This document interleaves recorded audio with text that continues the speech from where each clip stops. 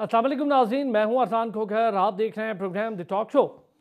हुकूमतें बन रही हैं, बन भी गई, चैलेंजेस अपनी जगह मौजूद हैं और बस वज़ीर आज़म का इंतखाब अब एक दिन की दूरी पर है, वो भी हो जाएगा। खैबर पख्तूनख्वा फेडरल के साथ चलना ये एक बड़ा सवालिया निशान है। अपोजिशन का हुकूमत के साथ चलना ये ख़ुद में एक सवालिया निशान है।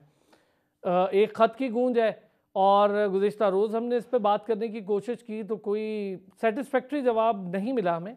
हालांकि हमने कोशिश की पाकिस्तान तहरीक इंसाफ को मौका दें और उन्होंने पूरी भरपूर बात की, लेकिन उसके बावजूद जब हसन मुर्तज़ा साहब ने एक बात कही और गुज़िश्ता रोज़ ही ये सारा मामला हुआ तो उन्होंने, मुझे लगा कि लॉजिकल बात है, इस पर वो भी खामोश रहे। अब मामला ये है कि हम अपने मुल्क को आगे बढ़ाने के लिए जिन जिन चैलेंजेस को देख रहे हैं अभी प्रेजेंटली, नॉट इन फ्यूचर, अभी प्रेजेंटली, क्या उन चैलेंजेस पर पूरा उतरने के लिए ये जो मखलूत हुकूमत है इसकी कैपेसिटी मौजूद है? और मौजूद ऑब्वियसली जब ये सारे पुराने लोग और कई कई सालों से, चाहे सूबाई हुकूमत की हो या फिर कॉलिशन गवर्नमेंट में हुकूमत की हो, कई कई सालों से ये तमाम सियासतदान जहाँ दीदा भी हैं, हुकूमतें भी करते रहे हैं और इन्हें मसाइल का अदराक भी है। लेकिन बलूचिस्तान एक डिफरेंट डायनेमिक्स है, पंजाब बिल्कुल अब डिफरेंट डायनेमिक्स है, सिंध के अलग है और खैबर पख्तूनख्वा के तो अब बिल्कुल ही मामलात अलग हो जाएंगे। तशद्दुद की सियासत, अदम बर्दाश्त की सियासत, मैं ना मानूँ का रवैया, कोई सब साथ बैठ जाएंगे लेकिन कोई किसी के साथ एक नहीं बैठेगा तो मामलात ख़राब होंगे। मौलाना साहब कैसे आगे बढ़ेंगे? मौलाना साहब भी पीडीएम गवर्नमेंट का हिस्सा रहे और सारा बोझ भी इकट्ठे ही उठाया, सारी हुकूमत की जो इस वक्त जमातें हैं उन्होंने, उनका वोट बैंक भी तकसीम हुआ। इन सारी चीज़ों पर और इस वक्त के जो बड़े चैलेंजेस हैं उस पर, रीजनल कॉन्फ्लिक्ट पर भी बात करेंगे, चूँकि पाकिस्तान को रीजनल कॉन्फ्लिक्ट भी देखने हैं। हुकूमत आ रही है, तकरीबन आ गई है, आ क्या रही है, आ गई है। रीजनल कॉन्फ्लिक्ट ख़ुद में एक बहुत बड़ा मसला है। पाकिस्तान में ट्रेड का बड़ा इशू है, ट्रेड डेफिसिट्स है, आने वाला बजट है, IMF है और फिर ओपोजिशन है जो IMF को ऑलरेडी ख़त लिखने पर तुली हुई है। ख़त लिखा, उसका कोई ख़ास जवाब आया नहीं और आगे से रिस्पॉन्स नहीं आया, लेकिन ये लिखा क्यों गया? इन तमाम चीज़ों पर बात करेंगे। ब्रिगेडियर रिटायर्ड फारूक हमीद साहब सीनियर तज्ज़ियाकार हैं, उन्होंने हमें ज्वाइन किया है। तहरीक जवानाने पाकिस्तान के सरबराह हमारे साथ मौजूद हैं, उन्होंने हमें ज्वाइन किया। अब्दुल्ला गुल साहब ने, बहुत शुक्रिया अब्दुल्ला गुल साहब, थैंक यू सो मच, आपने हमें ज्वाइन किया। जुल्फ़िकार राहत साहब हैं, सीनियर तज्ज़ियाकार हैं। ब्रिगेडियर साहब, पहले ज़रा इस पर अगर बात कर लें, हम पाकिस्तान को सबसे आगे रखें, बाकी सब चीज़ें छोड़ दें, पाकिस्तान को आगे रखें। मैंने कल भी इस पे बात करने की कोशिश की, मुझे कोई खातिर खा जवाब मिला नहीं, तो मैंने सोचा चलें जो लोग खुद कर रहे हैं वो शायद ये जवाब ना दें और जो न्यूट्रल हों वो शायद इस चीज़ को समझें। जो ख़त लिखने वाला मामला है ये कुछ ज़्यादा पाकिस्तान के लिए गलत साबित नहीं हो सकता था अगर किसी ना किसी तौर पर IMF की कोई, उसका कोई काम नहीं है कि वो हमारे डेमोक्रेटिक सेटअप में कुछ, उनका काम जो जितना है हम उनके साथ उन कामों पर निगोसिएशन कर रहे हैं, यानी लोन लो, लोन दो और उसकी वापसी का अमल, उससे ज़्यादा उनका काम नहीं है कि वो डेमोक्रेटिक सेटअप के हवाले से कोई ऐसा कदम उठा सकें या मुदाखलत कर सकें। बिस्मिल्लाह रहमान रहीम, बहुत शुक्रिया। देखें, मैं ये बड़ा सिंसियरली समझता हूँ कि ऐसा ख़त नहीं लिखना चाहिए था, क्योंकि हमारे जो अंदरूनी मामलात, दाखिली मामलात, हमारी आपस में सियासी लड़ाई झगड़ा, डिफरेंसेस, ये तमाम चीज़ें चले अगर मौजूद हैं, लेकिन उनको इंटरनेशनल लेवल पे ले जाना, उसको इंटरनेशनलाइज करना मेरा ख्याल है ये मुनासिब नहीं था। और लेकिन भारत इस वक्त वो लोग क्योंकि अपने आप को वो एग्रीड हैं, खासकर 8 फरवरी के बाद जो हालात हुए हैं, तो उन्होंने ये लिया, लेकिन मैंने फैसला किया, लेकिन मेरा नहीं ख्याल है कि इसका कोई ऐसी इम्पैक्ट होगा। हाँ, सिर्फ ये कि इंटरनेशनल लेवल पे पाकिस्तान का जो इमेज है उसमें बिल्कुल एक नेगेटिव जो है वो फर्क पड़ेगा। और अंग्रेजी में कहते हैं ना, never wash your dirty linen in public, तो ये हमें ऐसी चीज से परहेज करना चाहिए था। लेकिन बहरहाल कहने का मतलब मेरा ये है कि देखिए, अगर आपको याद है कि 27 दिसंबर 2007 को जब बेनजीर भुट्टो शहादत हुई थी और दहशतगर्दी का हमला हुआ था, तो फिर भी वो ऑल्दो वो चीज़ आप इससे मिला नहीं सकते, लेकिन एग्जांपल मैं आपको दे रहा हूँ कि उस वक्त की जो PTA पीपल्स पार्टी की गवर्नमेंट जब आई, तो उन्होंने यूनाइटेड नेशन के कमीशन को कहा कि आप आए, आप आके इन्वेस्टिगेट करें। हमने तकरीबन 50 मिलियन डॉलर भी दिए ये जरदारी साहब को, उसको गवर्नमेंट थी 2008 के बाद, लेकिन क्या हुआ? कुछ नहीं निकला। देखें, इन्वेस्टिगेशन हमारे लोगों ने करनी थी, हमारे जो एंटी टेररिज्म कोर्ट थे वहां पे केस चला, उन्होंने फिर फैसला भी दिया चंद साल पहले, और उन लोगों की कन्विक्शन भी हुई जो 7-8 लोग थे जो पकड़े गए थे वगैरह वगैरह।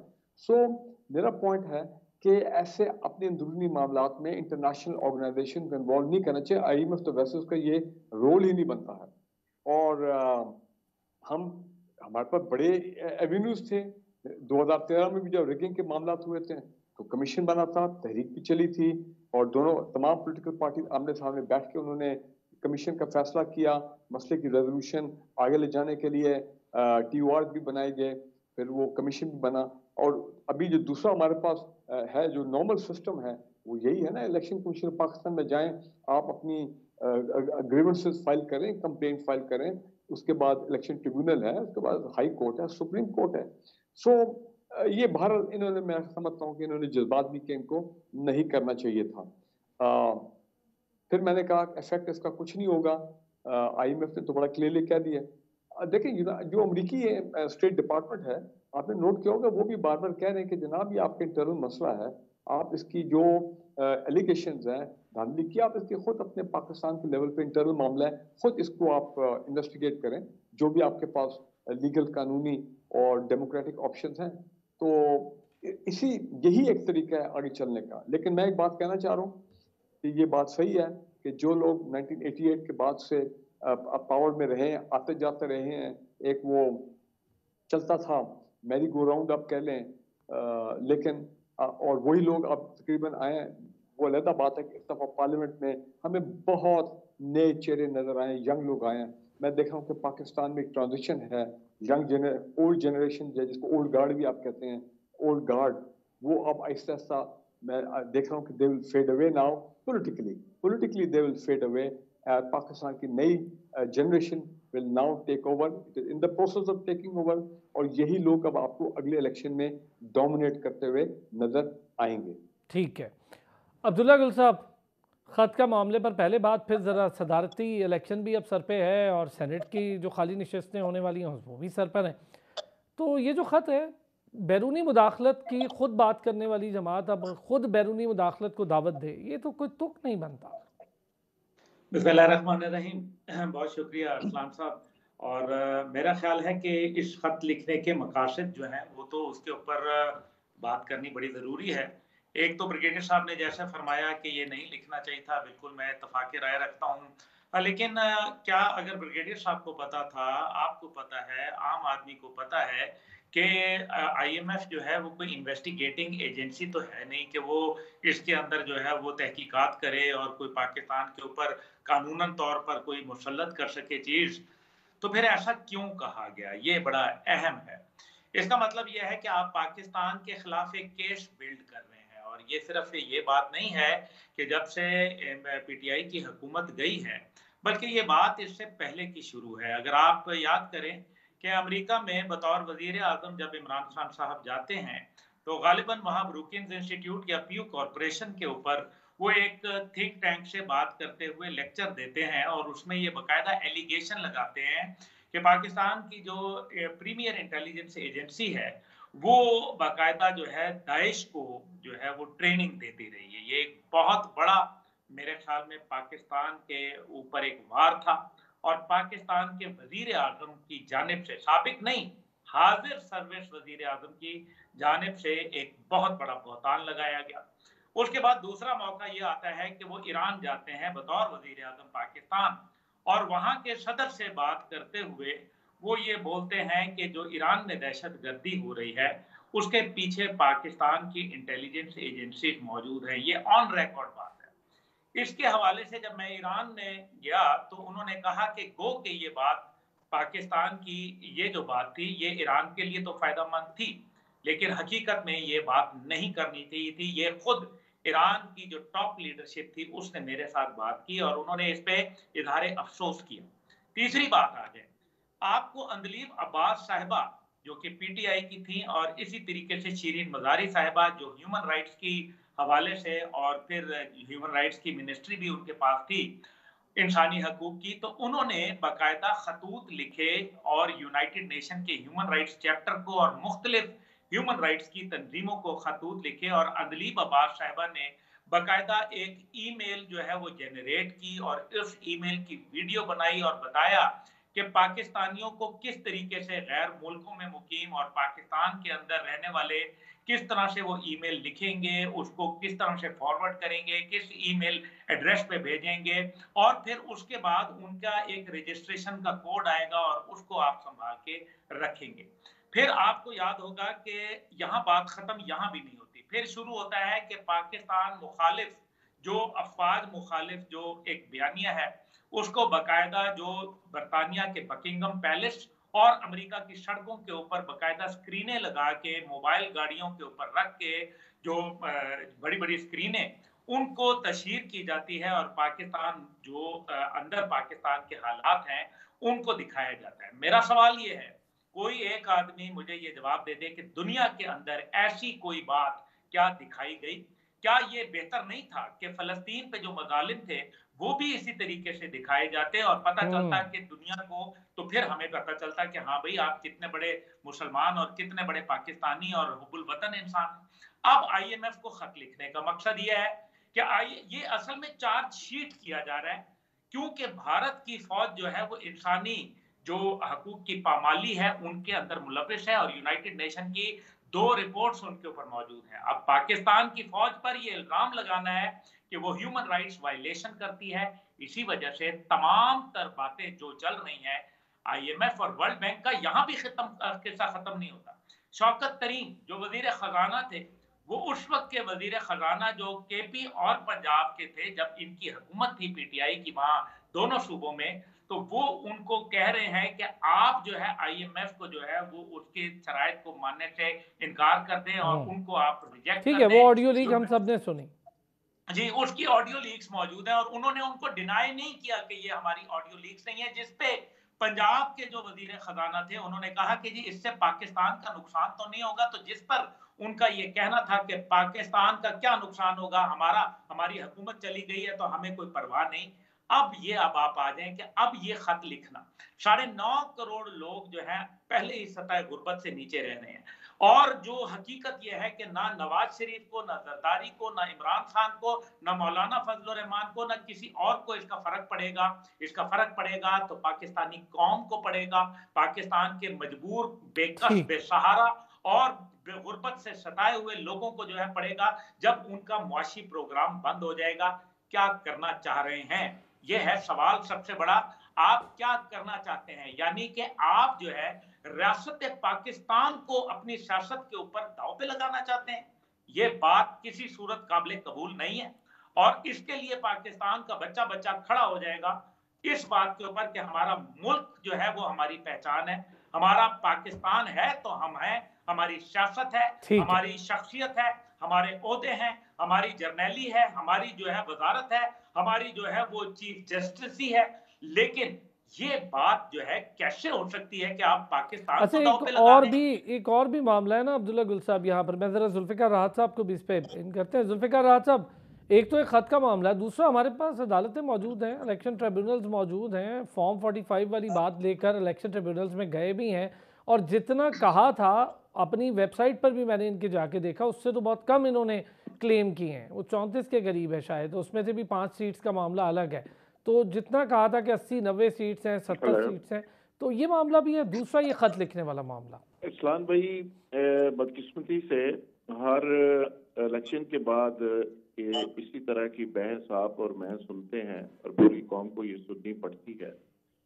और 18 के इलेक्शन में भी सिचुएशन इस तरह की थी कि तमाम जीतने वाले और हारने वाले सब के सब इलेक्शन के हवाले से तहफ़्फ़ुज़ात का इजहार कर रहे थे। इससे पहले 13 में से इलेक्शन इस वक्त भी ऐसे ही था।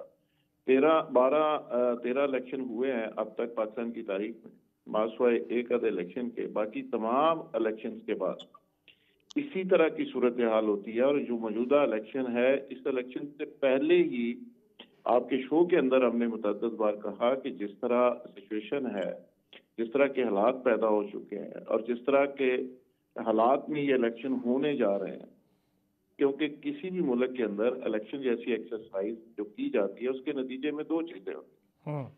एक तो ये होता है कि माशी इस्तेहकाम आएगा, दूसरा पॉलिटिकल इस्तेहकाम आएगा। ये दोनों चीजें जुड़ी हुई है कि अगर पॉलिटिकल इस्तेहकाम नहीं होता तो माशी इस्तेहकाम नहीं आ सकता। तो इन चीजों पे सवालिया निशान पहले से मौजूद था, इलेक्शन से पहले के हालात इस तरफ जाएंगे, क्योंकि उसकी वजह यह है कि हमारे मुल्क के अंदर कुछ लोगों की जिद, कुछ लोगों की अना इस मुल्क से बड़ी हो गई है। और ये बहुत बड़ी बदकिस्मती है कि यहाँ पे जो इंक्रोचमेंट हो गई है ना बहुत ज्यादा इस मुल्क के अंदर, वो इस हद तक बढ़ गई है। और स्टेट 75 सालों में कॉम्प्रोमाइज रही है, और उस कॉम्प्रोमाइज का नतीजा अब ये निकला है कि वो पाकिस्तान के जो स्टेक होल्डर अपने आप को कहते हैं मुख्तलिफ शोबा जिंदगी में, वो इतने तगड़े हो गए कि वो स्टेट को आंखें निकालते हैं। ठीक है, पोलराइजेशन की आप बात कर रहे हैं। पोलराइजेशन इतनी हो गई है कि अब उन लोगों को आदत पड़ गई है कि ये, मैं सिर्फ पीटीआई की बात नहीं कर रहा, आप 2 सीटें फजलुर रहमान साहब की ऊपर नीचे हो गई हैं। वो सुबह से शाम तक वो कहते हैं जी जर्नैल बहुत बुरे हैं और सारे एस्टेब्लिशमेंट को लटका देना चाहिए। आप अशकजई साहब का देख लें, मैंगल साहब को देख लें, एमकेएम की अगर सीटें ज्यादा आ गई काम आती तो वो भी इस तरह का रोना रो रहे हो। तो ये पाकिस्तान के अंदर सारे वहां से जाके खिरात भी मांगते हैं, डिग्गियों के अंदर बंद होके वहां गेट नंबर 4 के अंदर भी जाते हैं, फिर उनके ऊपर तनकीद भी करते हैं। और यही अदालतों के ऊपर है। अगर अदालत से फैसला आपके हक में आ जाए तो अदालतें बहुत अच्छी हैं, आपके खिलाफ आ जाए तो बहुत बुरी है। मैंने कल यही पूछा जुल्फिकार साहब, माजरत आपकी बात काट रहा हूँ, कल पूछा भी मैंने यही, मैंने कहा बंदियाल साहब की अदालत आपको कबूल थी, अब आपके खिलाफ थोड़ी सी बात होगी तो ये अदालत को ये कैसे? जहाँ तक खत का ताल्लुक है, देखिए IMF का प्रोग्राम बांग्लादेश में बड़ा स्ट्रांग है। IMF का प्रोग्राम दुनिया के कई ममालिक के अंदर है, वो वहाँ पे इलेक्शन का ऑडिट नहीं करती, उसका वो काम है ही नहीं।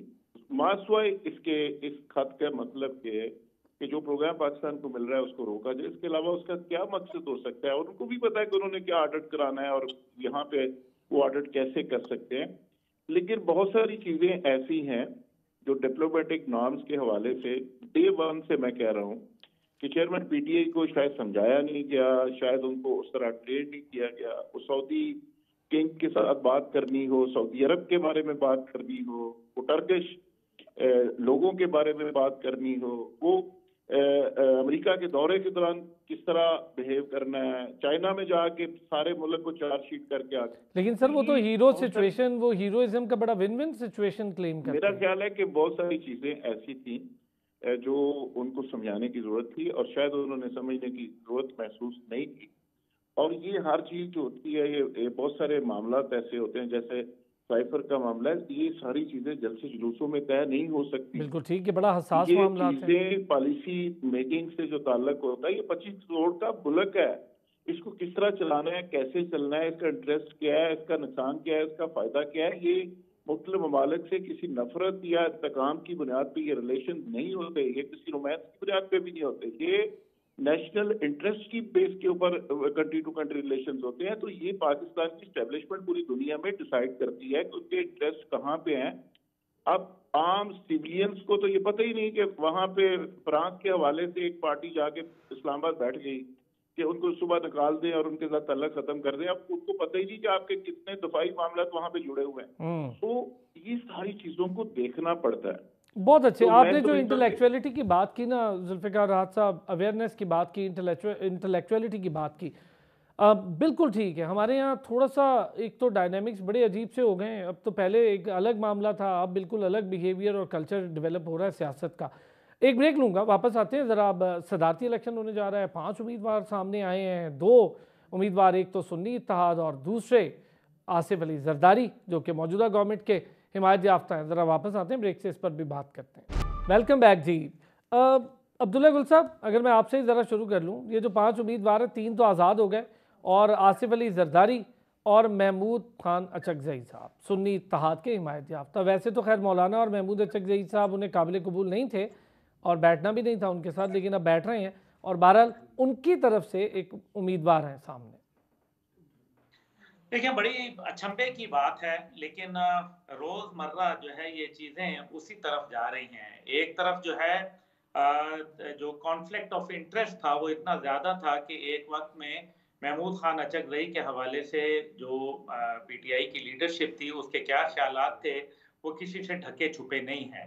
लेकिन जब ये हुकूमत बननी थी और उसके अंदर जाहिर है वो लोग भी शमूलियत थे, पीडीएम के अंदर ये पार्टी मौजूद थी। अब जो हालिया महमूद खान अचकज़ई के हवाले से जो बातचीत आई और हम ये जानते हैं कि एक तरफ जो है किसी को सरहदी गांधी कहा जाता था, तो एक तरफ बलूचिस्तान के अंदर किसी को बलूची गांधी कहा जाता था। मकसद यहाँ ये कहने का है कि रियासत मुखालिफ बयानिया और लरो-बर की बातें करने वाले और इसी तरीके से अफगान जो हुकूमत थी, जो माजी के अंदर हुकूमत वहाँ कायम थी अशरफ गनी की, जिसने कोई कसर पाकिस्तान के खिलाफ उठा न रखी थी और जब जिस दिन उनकी हुकूमत ख़त्म हुई तो 184 लोग वो पकड़े गए जो बाकायदा उनके प्रेसिडेंशियल पैलेस में बैठ के पाकिस्तान मुखालिफ वेबसाइट्स के ऊपर और सोशल मीडिया की एक टीम थी जो पाकिस्तान के खिलाफ काम कर रही थी। अब उनके साथ ताल्लुकात होना, अब एनी हाउ अब इनकी तरफ से नुमाइंदा करना और वो भी प्रेसिडेंट की कुर्सी के लिए, मैं समझता हूँ कि जो जरदारी साहब हैं उनको भी मैंने देखा हुआ है कि वो ईंट से ईंट बजाने की बातें करते थे, मेमो गेट स्कैंडल की बातें होती थी, लेकिन ये सियासत बड़ी बेरहम है। ये रियासत को कुर्बान करने के लिए अपनी सियासत बचाने के चक्कर में हैं सारे। मैं ये समझता हूँ कि ये बड़ा जुल्म हो रहा है पाकिस्तान के साथ। बहरहाल अभी इसको लिए हम क्या कहें, उन्नड़ बम केस था वो भी हमें भूला नहीं है, इसी तरीके से दीगर मामलात हैं वो भी हमें नहीं भूले।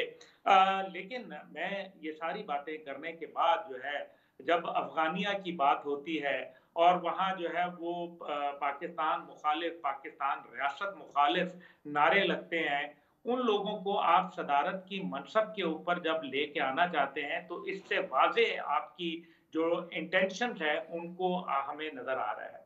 दूसरी तरफ जो आपने ये जो इलेक्शन की रिग्ड की बात की, देखिए इसके अंदर सबसे बड़ी बात यह है कि अभी तक जो मेरी नजर से गुजरी हैं तकरीबन वो कोई 88 या 90 पिटीशन हैं जो इस इलेक्शन के रिगिंग के खिलाफ हुई, लेकिन 2018 के अंदर ये इससे 3 गुना ज्यादा लोगों ने पिटिशनें जो है वो दायर की। लेकिन अफसोस के लेकिन ये भी क्लियर कर दें ना साल अब्दुल्ला साहब, ये भी क्लियर कर दें, ये किसी एक पार्टी की नहीं है, ये मुख्तलिफ पार्टीज की हैं। एक क्लेम तो जो कर रही थी कि 70-80 की, वो भी क्लेम 30-34 पे खत्म हो गया।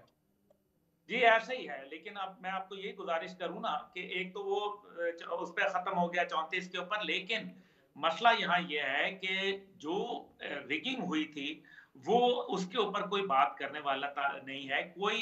जब केपी में हुकूमत बनती है तो वहां रिगिंग नहीं होती, जब यहाँ 92 सीटें आती हैं तो 92 तो थी लेकिन वो रिगिंग नहीं थी। अब मसला यह है कि नून लीग है तो वो भी रिगिंग के ऊपर बात करती है, पीपल्स पार्टी है तो वो भी जो है बात करते हैं, यानी कि जो जीते हैं वो भी रिगिंग की बात कर रहे हैं, जो हारे हैं वो भी रिगिंग की बात कर रहे हैं। ये एक अजीब मखमसे के अंदर हम फंस गए हैं।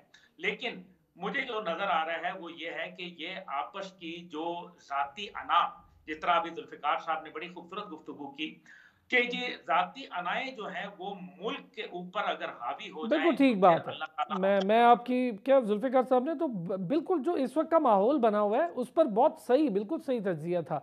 और मैं ज़रा सदारती चूँकि इलेक्शन है और क्या देख रहे हैं फारूक साहब, आसिफ अली जरदारी साहब के लिए आसान है, सही है, और प्राइम मिनिस्टर भी जाहिर है हो जाना है कल मामला, तो दोनों मामला आसान है हुकूमत के लिए। देखिए जी, मुझे तो ज़ाती तौर पे मायूसी हुई है कि वही लोग जिनको हम कितनी दिहाइयों से देख रहे हैं, और जरदारी साहब तो पहले भी प्रेसिडेंट रहे हैं और उनके जो 5 साल का दौर है वो तो जब मैं उसके बारे में सोचता हूँ, खैर उस वक्त तो पीपल्स पार्टी की गवर्नमेंट थी इस्लामाबाद में, तो एक बड़ा लिंक बनता था उनका प्रेसिडेंसी में और जो गवर्नमेंट है पीपल्स पार्टी की।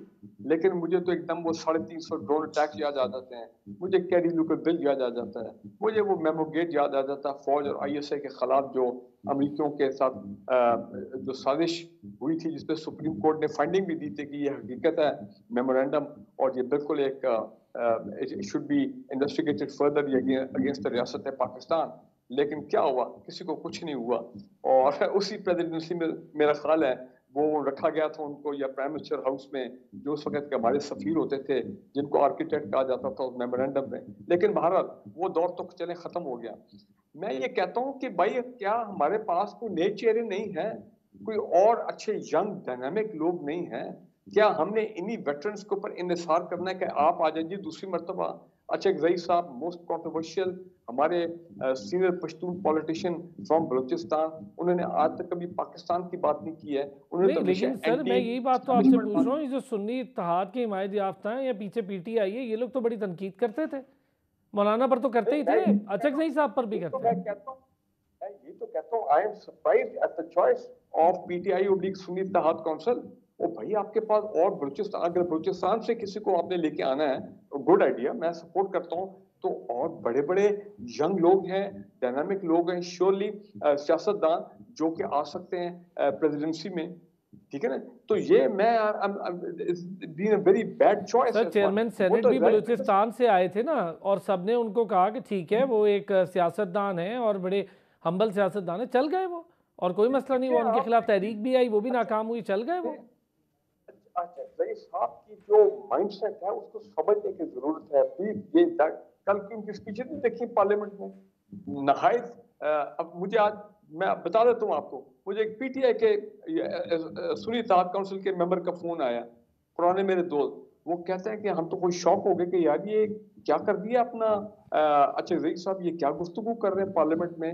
ओ भाई को पार्लियामेंट का डेकोरम होता है, कुछ चीजें आपने आप कह सकते हैं कोई रेड लाइन पार्लियामेंट के अंदर भी रेड पीटीआई से लाइन ये उम्मीद तो करें जो है। खत लिख सकते हैं, उनको ज्यादा शौक होने की जरूरत नहीं थी मेरा ख्याल है, वो खत लिख सकते हैं तो फिर क्या उससे ज्यादा क्या हो। सही है, लेकिन बड़े बड़े ऐसे लोग अभी आए हैं पार्लियामेंट में, नए लोग, यंग लोग और अच्छे लोग जो कि जिनकी रेपुटेशन बड़ी जबरदस्त है, ईमानदार लोग हैं और जो कि बिल्कुल 100 क्या 200% प्रो पाकिस्तान उनकी सोच है, तो वो तो ऐसी कोई बात नहीं है। लेकिन फिर मैं ये कहूंगा कि व्हाई दीज ओल्ड वेटरन, अब जरदारी साहब को सेकंड टाइम लाने की क्या जरूरत थी? कोई पीपल्स पार्टी में कोई और लोग भी थे, वो तो अंडरस्टैंडेबल कि जरदारी साहब will lose, he will not win, और इट इज अंडरस्टैंडेबल कि जरदारी साहब विल विन क्योंकि वोट्स उनकी फेवर में है। सर शायद हुकूमत चलानी है 5 साल, और उसके लिए मुझे ये लगता है कि जरदारी साहब को मुफाहमत का बादशाह माना जाता है, जुल्फ़िकार राहत साहब, ये बड़ी रीज़न हो सकती है।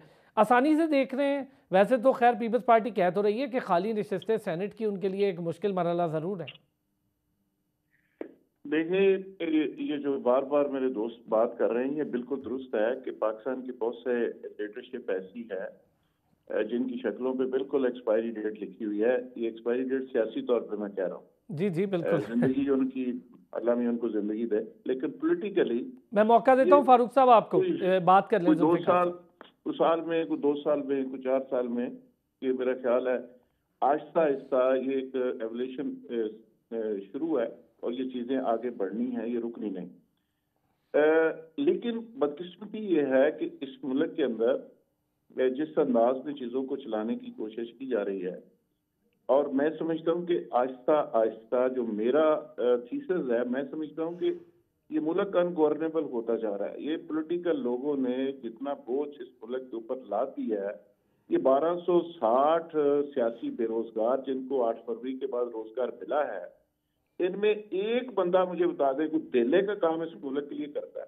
सारे लोग अपनी अपनी फाइलें इन्होंने रखी हुई हैं, ये सारे मास हुए अपने जाती काम के। मुल्क के लिए अगर कोई सुबह निकलता है, कोई सीनेटर, कोई एमएनए घर से, और कोई एजेंडा उसके हाथ में होता है कि ये मैंने कौम और मुल्क को डिलीवर करके आना है, मैं समझता हूँ मौजूदा पार्लियामेंट्री निज़ाम के अंदर की अगर रिफॉर्म्स करेंगे तो ये निज़ाम चल सकता है, वरना ये निज़ाम गवर्नेबल नहीं है। सर अभी तक जुल्फ़िकार साहब आपने बहुत अच्छी बात की, मैं चाहूंगा इस पर भी कमेंट करते हैं। 18वीं तरमीम पर ही अमल नहीं हुआ, 18वीं तरमीम की रूह पर अमल नहीं हुआ। डेमोक्रेसी के लिए नहीं होते ये थर्ड वर्ल्ड कंट्रीज हमारे, जहाँ पे एजुकेशन का ये लेवल हो या कंट्रोल सिस्टम चलते हैं। मलेशिया को देख लें, बांग्लादेश को देख लें, वो कहाँ से कहाँ निकल गए। आपने ये जमहूरियत का हुस्न जो बहुत ज्यादा फैलाया हुआ है, इसने बेड़ा गर्क कर दिया इस मुल्क का। और ये जो 18वीं तरमीम के बाद मिनवाना अमल नहीं हुआ, उसकी तो बड़ी विन विन सिचुएशन क्लेम करती है ना पीपल्स पार्टी। सर जुल्फ़िकार राहत साहब, अभी तक तो 18वीं तरमीम के असरात नहीं पहुंच रहे आम आदमी को, बल्दियाती इंतखाबात ही मसला बने होते हैं, और जो निचली सतह तक इख्तियारात की मुंतकली है वही काबिल अमल नहीं हो रहा। जी अब्दुल्ला गुल साहब।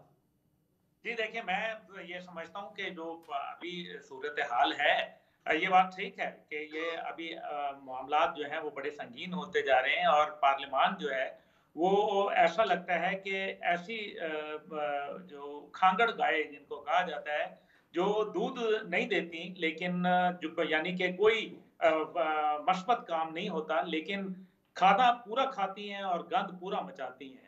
तो ये इस टाइम पे पार्लियामान का जो हाल हमने देखा और जिस किस्म की ज़बान और जिस किस्म का तकल्लुम और जिसको क्रीम ऑफ द नेशन कहा जाता है, वो ज़रा अपने तर्ज के ऊपर देखें, वो पूरी पाकिस्तानी कौम के लिए क्या पैगाम दे रही हैं, क्या तालीम दे रही हैं, क्या बिल्कुल ठीक। तरबियत अच्छा, दे लेकिन रही हैं। अब्दुल्ला गुल साहब इस पे कमेंट जरूर कर दें, ये जीत जाएंगे जरदारी साहब आसानी से, कोई मसला नहीं है, सेनेट की खाली नशिस्तों का भी कोई मसला नहीं है। बिल्कुल, जो फिलहाल नजर आ रहा है, जरदारी साहब ने कभी कमजोर जमीन पे पैर नहीं रखते, पैर तिलक जाया करता है। उन्होंने बड़ा सोच समझ के ये फैसला किया है। तमाम कॉन्स्टिट्यूशनल अपॉइंटमेंट्स उन लोगों ने अपने पास रखी हैं, ताकि जो है कल को हुकूमत अगर नाकाम होती है, खुदा ना खास्ता, हम तो दुआ करते हैं कि कामयाबी हो, लेकिन अगर कामयाबी आपने लेनी है तो उसके लिए आपको अपने जातों में भी रिफॉर्म्स करने पड़ेंगे, आपको मुल्क के अंदर भी रिफॉर्म्स करने पड़ेंगे और सादगी को अपनाते हुए आपको अमली सबूत देना पड़ेगा। लेकिन मसला यह है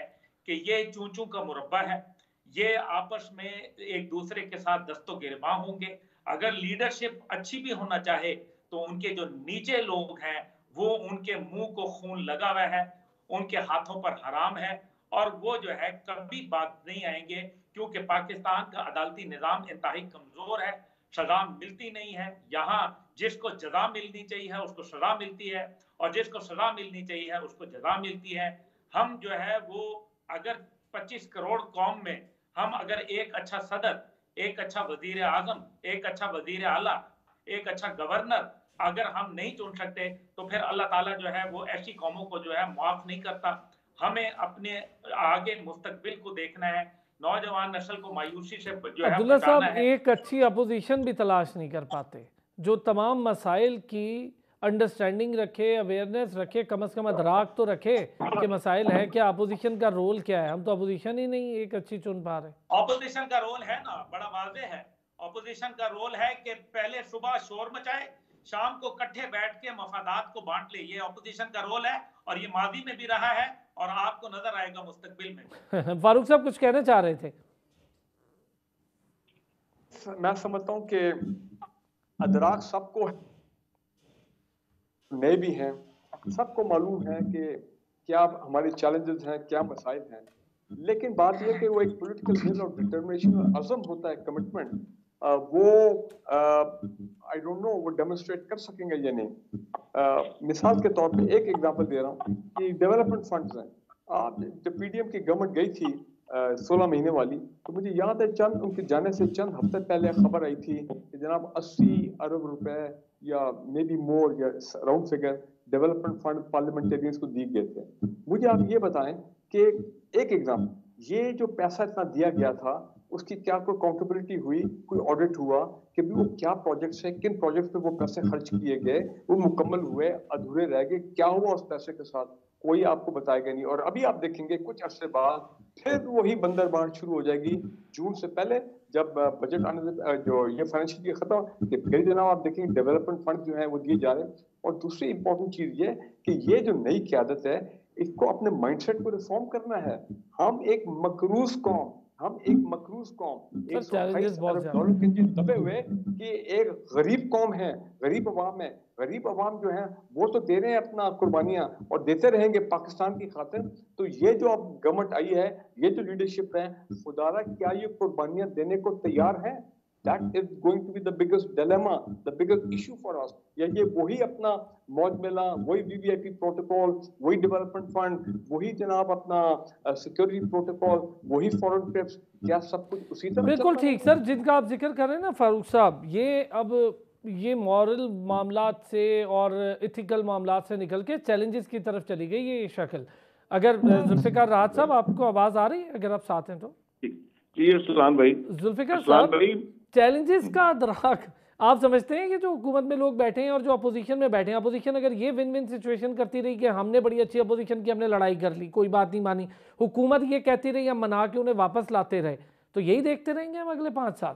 ये होगा चैलेंजेस का खतरा? ये जो लीडरशिप है जो आपको नजर आ रही है, इसमें तो ना अहलियत है, ना सलाहियत है, ना कैपेसिटी है, ना इनके पास कोई प्लान है, ना सोल्यूशन है। देखिए तो क्या होगा जुल्फिकार साहब हमारा? 16 महीने इसके बाद जो गवर्नमेंट बनी, 85 वजीर की कबीना थी शहबाज शरीफ साहब की, वो छोड़ के गए। उसके बाद 15-20 लोगों के साथ नवारुल्लाह काकड़ की एक निगरान गवर्नमेंट थी।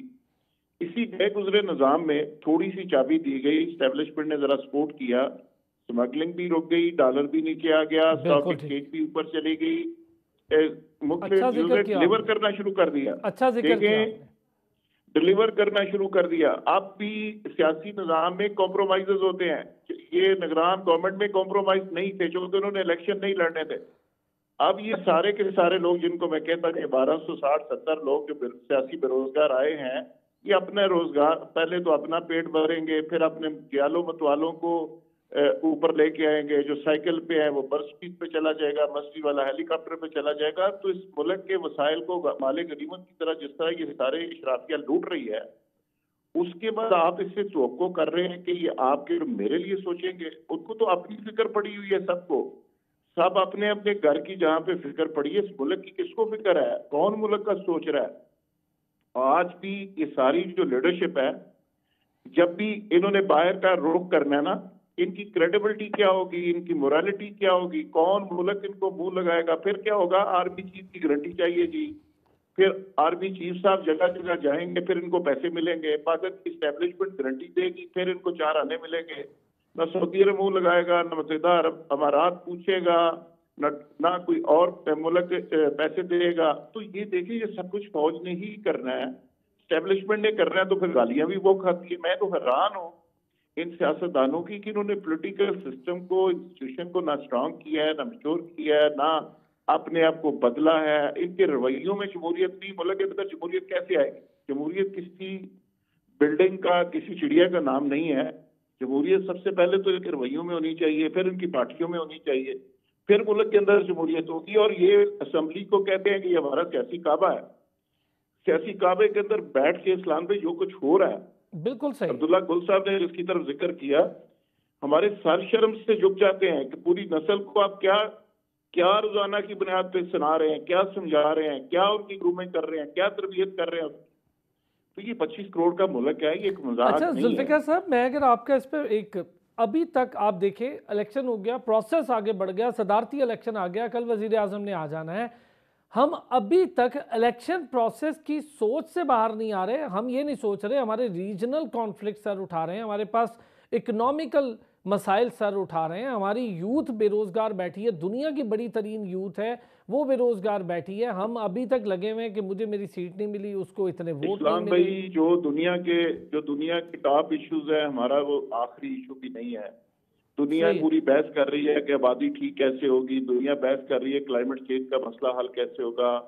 हमारा इशू क्या है वो आपको पता ही है, और हम किन चीजों में उलझे हुए हैं, हम लड़ाइयां लड़ रहे हैं। और इस वक्त पीटीआई को बजाय इसके कि वो शैडो कैबिनेट बनाती, इश्यूज पे बात करती, गवर्नमेंट को उनके मैनिफेस्टो के ऊपर लेके आती, गवर्नमेंट को कहती कि जी आपने कहा था कि इतने की रोटी देंगे, दें बिस्मिल्लाह। आपने कहा था कि हम लोगों को फ्री बिजली देंगे, आप दें। उसको लोगों को याद करवाते कि एक पॉइंट शैडो कैबिनेट बना के वो अपोजिशन करते। अब वो जो फील्डिंग लगा रही है पीटीआई, जिसमें चकजई साहब हैं, मैंगल साहब हैं, पिश्तीन ग्रुप है, फलां है, तो उससे अंदाजा ये होता है कि वो रेजिस्टेंस के मोड में है, मजहबी एलिमेंट्स को साथ शामिल कर रहे हैं। तो उसका नतीजा मुझे जो नजर आ रहा है कि आने वाले दिनों में वो हालात को बेहतरी की बजाय खराबी की तरफ लेके जाना चाहते हैं। लेकिन पाकिस्तान की रियासत का जो मैसेज है वो मेरा ख्याल है कि सारे सेगमेंट ऑफ सोसाइटी को यही है कि पाकिस्तान ने चलना है और इसने आगे बढ़ना है। उसमें जो गड़बड़ करेगा उसको भुगतना पड़ेगा, और वो खत लिखे या कुछ भी करे। ये मेरा ख्याल है पाकिस्तान की सबसे बड़ी पॉपुलर पार्टी को जिस तरह एक मैसेज मिला है, इस तरह बाकी लोगों को भी एक स्ट्रांग मैसेज है कि सियासत और मैशत को थोड़ा अलग करके भी देखना पड़ेगा। और वैसे भी सर जो वोटर ट्रेंड रहा ना जुल्फिकार राहत साहब, हमने एक ट्रेंडिंग वोट देखा, अब लोगों को भी समझ आ रही है, यूथ भी अब बड़ी 2-2.5 करोड़ के करीब नया वोटर है, इसने आगे जाके अगले 10-15 साल वोट इन्होंने ही डालते इस्लाम भी रहना। उस पे तो ये अलमिया है कि हमारी यूथ और हमारा वोटर शौरी लिहाज से 21वीं सदी भी क्रॉस कर गया। हमारी लीडरशिप जो है वो 16वीं 17वीं सदी से ऊपर नहीं जा रही। ये एक इतना बड़ा खौफनाक डिस्कनेक्ट है। बहुत अच्छे। जब तक हमारे ये बुजुर्ग जो है ये नौजवान नस्ल की आवाज को नहीं समझते उस वक्त तक चीजें ठीक नहीं हो सकती। बहुत मुश्किल है। बहुत शुक्रिया जुल्फिकार राहत साहब, thank you so much. Abdullah गुल साहब बहुत शुक्रिया। ब्रिगेडियर रिटायर्ड फारूक हमीद साहब आपका भी बहुत शुक्रिया। ब्रेक लेंगे, लेकिन जब ब्रेक से आएंगे ज़रा सदारती इलेक्शन होने जा रहा है, होता कैसे है सदारती इलेक्शन, इस पर भी बात करेंगे। इप्सोस की जो एक ताज़ा रिपोर्ट आई है उस पर भी जिक्र करूँगा कि इंतखाबात की शफाफियत और उसके जो तमाम प्रोसीजर था उस पर अवामी राय लेकर एक रिपोर्ट मुरतब की गई है। वो जायज़ा रिपोर्ट भी आपके साथ शेयर करते हैं एक ब्रेक के बाद। वेलकम बैक जी। जैसा मैंने कहा था इप्सोस की रिपोर्ट, उसके ज़रा पॉइंटर्स भी आपके साथ शेयर कर लूँ। अगर अवाम की राय है, अवाम की राय पर मुरतब करदा ये इप्सोस की रिपोर्ट है, यानी IPSOS की। वो ये बता रही है पंजाब में 63%, सिंध में 62%, बलूचिस्तान में 55%, इस्लामाबाद में 61%, जबकि खैबर पख्तूनख्वा में 33% अवाम के मुताबिक इलेक्शन शफाफ करवाए गए। पंजाब, सिंध, बलूचिस्तान और इस्लामाबाद 60% से ऊपर राय है लोगों की कि इलेक्शन मुनसिफाना और बेहतर शफाफ कराए गए। 33% लोग खैबर पख्तूनख्वा में कहते हैं कि इलेक्शन शफाफ करवाए गए। दूसरी तरफ है सदारती इलेक्शन, और कल आने वाले इलेक्शन पर भी थोड़ी सी बात कर लेते हैं क्योंकि वज़ीर आज़म ने भी आ जाना है। सदारती इलेक्शन, उसका प्रोसेस आम आवाम के लिए समझने का, और सेनेट की खाली सीट से क्या ताल्लुक़ है सदारती इलेक्शन का, क्यों घबराई हैं कुछ जमातें कि सेनेट की खाली सीट्स के बाद एक एक वोट बड़ा ज़रूरी होगा। ये चीज़ों की अंडरस्टैंडिंग के लिए, इन्हीं चीज़ों को समझने के लिए साबिक सेक्रेटरी इलेक्शन कमीशन और मेरा ख्याल है इलेक्शन एक्सपर्ट, एक वास्ट इलेक्शन एक्सपीरियंस है, कंवर दिलशाद साहब का हमारे साथ मौजूद है। कंवर दिलशाद साहब बहुत शुक्रिया, आपने वक्त निकाला। कंवर दिलशाद साहब, इप्सोस की रिपोर्ट तो कुछ और बता रही है और पॉलिटिकल पार्टीज़ कुछ और बता रही हैं। लोग, उनका ख्याल है कि इलेक्शन फ्री एंड फेयर नहीं हुआ, लेकिन ये अवामी राय के मुताबिक जो रिपोर्ट है उसमें 3 बड़े तमाम सूबों से 60% से ऊपर लोगों का ख्याल है कि शफाफ इलेक्शन हुआ। देखा जी, जो ये इस तरह के जो होते हैं ना हमारी तंजीमें, जो NGO हैं जिनको फॉरेन फंडिंग से मिलते हैं, इनकी फॉरेन फंडिंग का राज ये होता है कि आप डबल गेम खेलें, ट्रिपल गेम खेलें। आधा कह दें बड़ा साफ शफाफ हुआ है, आधा कहते हैं इसमें बड़ी गड़बड़ हो गई है। तो ये इनके फंड हासिल करने का तरीक़ेकार होता है, इस पे ना जाए आप। लेकिन इसके अलावा इनकी रिपोर्ट में अगर आप देखें कि रिपोर्ट को मैं कभी ध्यान नहीं देता, ना कभी वजन देता हूँ, ना कभी इस पर गौर करता हूँ। ये सारे फैब्रिकेटेड होती हैं और ये बनाया जाता है फॉरेन फंडिंग हासिल करने का तरीक़ेकार होता है। हमारी बहुत बड़ी एक इंटरनेशनल NGO है, नेशनल लेवल की, जो अक़वाम मुत्तहिदा से रजिस्टर्ड है। हमने कभी इस मामले में इंटरफेयर नहीं करते इलेक्शन के बारे में। अब आप चलिए, अब लेकिन इसके साथ साथ जो हमारे ठीक है, इसमें अमेरिका ने भी इस इलेक्शन पर अपने तहफ़्फ़ुज़ात का इज़हार किया है और ऑडिट कराने का बाकायदा मुतालबा किया है। इस पर कल वज़ारत ख़ारजा ने उनकी तमाम जो उनकी रिक्वायरमेंट थी या तहफ़्फ़ुज़ात थे उसको रिजेक्ट किया। ठीक है, एक मुल्क आज़ाद मुमलकत है तो किसी के मामले में मुदाखल करना है उसको तस्लीम नहीं किया जाता। बांग्लादेश में भी जो इलेक्शन हुए थे तो अमेरिका ने, यूरोपीय यूनियन ने, ब्रिटिश जो कॉमनवेल्थ ने, उन सब ने कहा था ये इलेक्शन में बड़ी गड़बड़ हुई है, बड़ा फ्रॉड इलेक्शन हुआ है और वन वे इलेक्शन था। उस पर बांग्लादेश गवर्नमेंट ने उसको मुस्तरद कर दिया, खत्म बात हो गई, चैप्टर क्लोज हो गया। इसी तरह हमारे यहाँ भी अमेरिका ने जो तजवीज़ जो दी है अपने तहफ़्फ़ुज़ात, उसको हमारी वज़ारत ख़ारजा ने मुस्तरद कर दिया। लेकिन इसके साथ साथ इसमें मामलात हैं, इसमें मामले में तहफ़्फ़ुज़ात बिल्कुल हैं, जिसमें जैसे नज़र आ रहा है तमाम पार्टियां भी कह रही है 45 और 47 की जंग लड़ रहे हैं आपस में, बहुत शदीद इख्तलाफात हैं। उसमें यह किया कि हमारे रिटर्निंग ऑफिसर ने अपने इस फ़राइज़ जो थे वो कानून के मुताबिक अदा नहीं किए। ना इल्म था, ना इल्मी थी, या दिलचस्पी नहीं ली, इलेक्शन कमीशन को ट्रेनिंग नहीं दे सका। ये सारे जो फॉर्म 47 में जो उन्होंने फिलअप किया उसमें कहीं ना कहीं गलती हो गई। उन्होंने अपने क्लर्कों से फॉर्म जो है फिलअप कराया। जो होता है ना एडमिनिस्ट्रेशन के लोग, ये तो मोबाइल भी अपने हाथ में नहीं रखते, ये मोबाइल भी अपने PA को देते हैं। इतने नाजुक मिजाज लोग होते हैं ये लोग। इन्होंने फॉर्म 47 का पुर करना था, उनको क्लर्क के हवाले कर दिया। इससे सारे मुल्क में बदतमीजी पैदा होगी। अब पहले होते थे जुडिशरी से, वो अपने हाथ से काम करते थे। इसलिए मैं बताता हूँ, ये सारी बातें जो है ना, सारी बात दुरुस्त है, इसमें हुई है, इसमें बेकायदगी बेज़ाब्ती हुई है, इसमें कोई शक व शुबा नहीं है। इसमें बकायदा तमाम सियासी जमातें अब अपनी राय दे रही है, लेकिन हमारी राय तो ये है कि बाकायदा इलेक्शन पाकिस्तान को चाहिए, ये इलेक्शन ट्रिब्यूनल को इमीडिएटली तमाम केस ट्रांसफर करें। अच्छा, इस पर अगर मैं आपसे पूछूं कमर दिलशाद साहब, इलेक्शन ट्रिब्यूनल उसका जो टाइम है उसको स्पीड अप करना चाहिए, स्पीड अप किया जा सकता है? इलेक्शन कमीशन के पास इतनी कैपेसिटी है? इलेक्शन कमीशन पाकिस्तान देखो जी, हमेशा आप जब भी आपने भी सारे कवर किए, मुझे पता है आपका, आपने भी सारे इलेक्शन कवर किए हैं, तो उसमें ये होता है कि जो इलेक्शन ट्रिब्यूनल है ना, ये हमारे कानून तो सिर्फ आपके लिए मेरे लिए है, कानून अशराफिया के लिए कानून नहीं है। इस लिहाज से हम ये कहते हैं कि बाकायदा इलेक्शन ट्रिब्यूनल को हुक्म जारी किया गया है, कानून में लिखा हुआ है कि आपने 4 महीने में फैसले करने हैं। वो 4-4 साल का काम नहीं करते, 4-4 साल तक फैसले नहीं आते। अब कानून कहाँ रह गया? काउंसिल तरफ रह गया। इसी तरह बात ये होता है कि एक और बड़ी अहम बात है, अगर किसी इलेक्शन ट्रिब्यूनल ने किसी के खिलाफ फैसला दे भी दिया, तो हमारी सुप्रीम कोर्ट ऑफ पाकिस्तान को चंद घंटों में स्टे दे देगी और 5 साल तक केस नहीं सुनेगी। इसकी सबसे बड़ी मिसाल ये है, कासिम सूरी साहब हैं, उनको जनाब 2019 में बलोचिस्तान इलेक्शन ट्रिब्यूनल ने उनको नाअहल करार दिया कि जाली इलेक्शन था, दोबारा इलेक्शन करवाया जाए, उन्होंने जाकर स्टे ले लिया। और आप हैरान होंगे कि जब असेंबलियां डिसॉल्व हो गई, केडर गवर्नमेंट भी आ गई, उस वक्त फैसला जो है वो अभी तक फैसला नहीं आया, अभी तक फैसला सुप्रीम कोर्ट में जेर समाअत है कासिम सूरी के बारे में। ये है हमारी अदलिया का इंसाफ। क्यों? बड़ा आदमी था वो, उसको नहीं सुना, बड़ा आदमी था ना। हमने हर टीवी चैनल पे कहा कि जनाब जस्टिस उमर बंदियार साहब, आपको 90 दिन की इलेक्शन का धूप पड़ी है, आपने बजा रहे हैं बंसरियां, लेकिन आपने कासिम सूरी का फैसला अभी तक नहीं किया।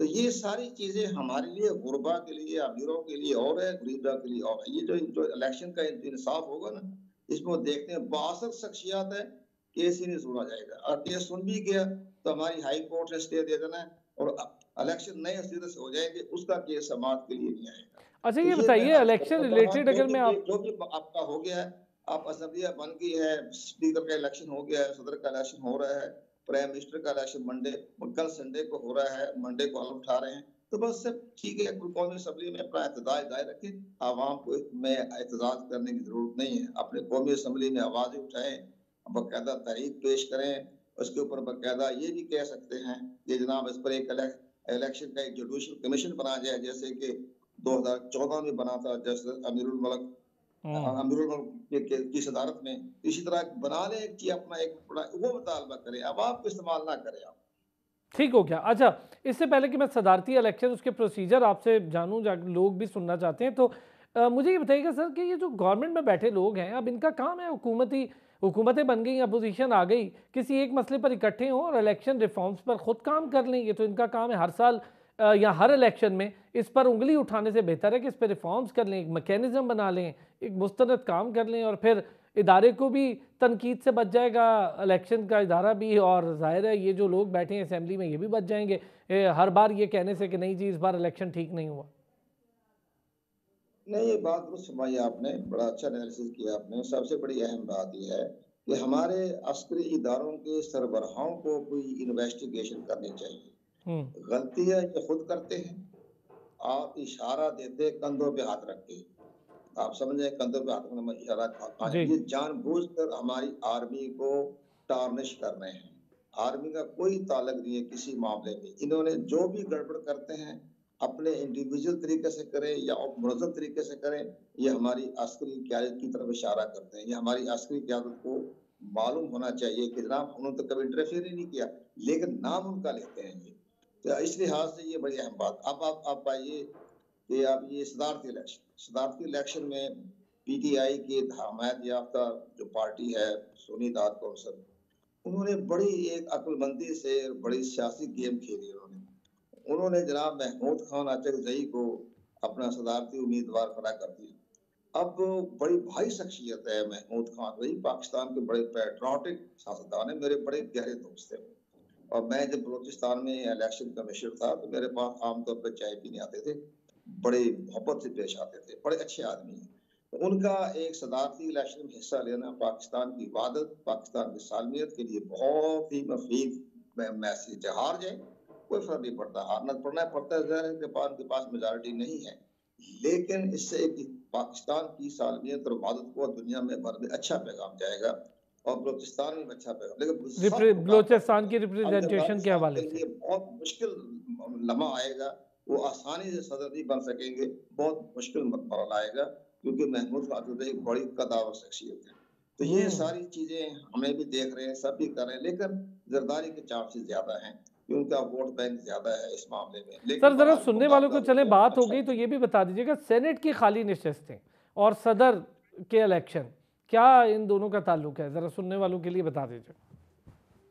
वो जो सेनेट की जो इलेक्शन जो डबल खेले हैं ना, मसलन बहुत कौमी असेंबली के मेंबर बन गए सेनेट में, तो वो देखा आर्टिकल 223 के तहत उनकी जो आखिरी नशिस्त है वो रखनी पड़ती है, पहली नशिस्त छोड़नी पड़ती है। तो ये एक आर्टिकल 223 का कानून है, आइन में लिखा हुआ है। लेकिन उसमें सब ये जो 6 सीटें खाली हुई हैं, इसका इलेक्शन होगा 14 मार्च को, और इसके बाद ये जो हमारे जो खत्म हो रही है 11 मार्च को सेनेट, तो उसका इलेक्शन हमारे इतला के मुताबिक 20 मार्च को होगा। तो ये तो ठीक है, लेकिन इससे कोई फर्क नहीं पड़ेगा। ये सदारती इलेक्शन जो है वो 9 मार्च को इसलिए आ रहा है, ये भी आईनी कानून है। आइन का जो आर्टिकल हमारा 44 है, उसमें लिखा हुआ है कि अगर प्रेसिडेंट की जो मुद्दत मियाद खत्म हो जाए लेकिन असेंबलियां भी तहलील हो जाए, तो सदर का इलेक्शन जनरल इलेक्शन के 30 दिन के अंदर अंदर होना है, और 30 दिन मुकम्मल होते हैं 9 मार्च। ये भी आईनी की रिक्वायरमेंट है। ये 18वीं अमेंडमेंट में आइन की बड़ा इन्होंने घुसपैठ ये बनकर बड़ा इन्होंने अजीब व गरीब कानून साजी की है, उसके अंदर तो बाद में तकलीफ उठाती है, परेशानियां हो रही है। 18वीं अमेंडमेंट कोई अच्छी कानून साजी नहीं थी, लेकिन बहरहाल कर लिया उन्होंने, अपनी सियासी गेम थी, कर लिया। लेकिन इस पर भी हम चाहते हैं कि ये गवर्नमेंट बहुत कमजोर है, ये तो कानून साजी नहीं कर सकती, लेकिन आइंदा कोई अच्छी कोई मजबूत गवर्नमेंट आए जिसके पास 2/3 की मेजॉरिटी हो, तो उसमें आइन के अंदर बहुत सी तब्दीलियां करने की जरूरत है। तो लेकिन बहरहाल उन्होंने कर दिया कि 30 दिन के अंदर अंदर इंतखाब होना है। अब इलेक्शन तो 8 फरवरी को, वो 9 मार्च ड्यू हो गया, उसमें सेनेट बीच में आ गई, आगे पीछे हो गया। ये सारा मामले तो हमारे आइन की 18वीं अमेंडमेंट की जो है ना, ये गलतियां भी हैं, कोताहियां भी हैं, या उनकी दानिशमंदी नहीं है, जिसमें हमें पूरी कौम को परेशानी उठानी पड़ रही है। उनको आइन जो 18वीं अमेंडमेंट ने बहुत तंग किया है पूरे पाकिस्तान के सिस्टम को। तो ये मामला नजर आ रहा है कि बहरहाल 9 मार्च को इलेक्शन हो जाएंगे। अच्छा कंवर साहब, एक चीज़ सिर्फ लास्ट में, ये जो सदारती इलेक्शन इसका प्रोसीजर और उसके बाद आने वाला सेनेट का इलेक्शन, आप समझ रहे हैं कि हुकूमत में बैठे लोगों के लिए सब कुछ आसान होगा? क्योंकि एक तरफ तो कोalition गवर्नमेंट है और दोनों के लोग, एक प्राइम मिनिस्टर होगा, एक सदर होगा। अनिल सर, आपका बड़ा अच्छा प्रोग्राम जा रहा है, तो हम भी खुद की बात कर रहे हैं, बिल्कुल जैसे ड्राइंग रूम बात करते हैं इस तरह हम बातें कर रहे हैं। तो हम अगर मगर की बात भी करने की आदत नहीं है। तो सबसे बड़ी बात इसमें ये है कि जो सदारती इलेक्शन होगा ना, बलूचिस्तान की सीटें 65 जी, तो वो 1 वोट होगा, 1 वोट।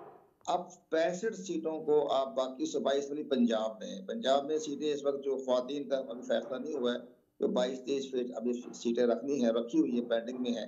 तो 350 के लगभग जो है पंजाब में असेंबली का मेंबर है जो शामिल है। अब 350 को आप तकसीम करें 65 पर, तो बनता है 4.5 का कोटा।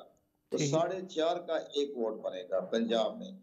लेकिन बाकी रह गया खैबर पख्तूनख्वा में, तो सारी सीटें जो हैं वो महमूद ख्वाजा के पास चल जाएगी, क्योंकि अपोजिशन के पास 16 सीटें हैं। तो वो तो मसला खत्म, वहां भी तकसीम होगा, तो वो 3.5 पे कोटा बनेगा। आप तकसीम कर लें जो कौमी सूबाई असेंबली सीटें हैं ना खैबर पख्तूनख्वा की, 65 पे तकसीम करें, वो 3.5 का कोटा निकलता है। इसी तरह आप सेनेट का 1 सीट 1 वोट, कौमी असेंबली 1 वोट, सिंध में आएगा 4 के लगभग। तो ये सारी चीजें जो हैं आप तकसीम हो जाएगी, तो ये तकरीबन सारा फैसला हो जाएगा। बलूचिस्तान अकाई नंबर 1 है, उस पर तकसीम होती है सारा मामले पर। तो ये लेकिन महमूद कातिल सईद ने मुकाबला सख्त किया है, लेकिन जो इम्कान कोई आसफ जरदारी की कामयाबी के हैं, उनका वोट बैंक ज्यादा है। ठीक, तो लेकिन बहरहाल मुकाबला सख्त हो जाएगा। बहुत शुक्रिया कंवर दिलशाद साहब। सेनेट का सवाल है, सेनेट का सवाल ये अर्ज कर रहा हूँ, 52 सीटें खाली हैं, और इसके बाद जो बाई इलेक्शन में जितनी भी सीटें खाली हो जाएंगी, वो 20 मार्च को शेड्यूल आ रहा है, वो इलेक्शन हो जाएंगे। तो 7 सीटें हैं, बाकी सूबों में पंजाब की बलूचिस्तान की 12 सीटें हैं, तो ये सारी सीटें शामिल करने के बाद ये 3-4, 4-4, 5-5 सीटें सब पार्टी ले जाएगी। तहरीक-ए-इंसाफ के हमायत याफ्ता भी 3 सीटें, 4 सीटें पंजाब से ले जाएगी। 3 सीटें बनती हैं उनके वैसे, लेकिन अब एक टेक्नोक्रेट सीट भी मिल जाएगी उनको। तो 4 सीटें यहाँ मिल जाएगी, बाकी पूरा खैबर पख्तूनख्वा जो है वो चला गया पीटीआई को। वो 12 की 12 सीटें जो हैं, 10 सीटें पूरी जाएगी पीटीआई को। इसी तरह सिंध में कोई सीट नहीं मिलेगी, एमक्यूएम ले जाएगी 1 सीट, एमक्यूएम 1 मिलेगी। तो बाकी तमाम पीपल पार्टी की है। तो बहरहाल इलेक्शन, लेकिन जो हमने हिसाब लगाया है, तो जो आइंदा जो सेनेट आएगी उसमें पलड़ा भारी होगा तहरीक इंसाफ के हमायत याफ्ता। बहुत शुक्रिया कंवर दिलशाद साहब, और बड़ा ही इंपॉर्टेंट बात थी। कंवर दिलशाद साहब ने ये भी बता दिया कि किस तरह से इलेक्शन होंगे सेनेट के, और जो इंतखाबात सदारती होते हैं उस पर सूबाई और सेनेट, इसका क्या असर होता है, किस तरह से होता है, क्या रेशो होती है, ये सारी चीज़ें बताई। बहुत शुक्रिया जी आपका भी नाज़रीन, बहुत शुक्रिया। फिर होती है आपसे मुलाकात, अपना ख्याल रखिएगा।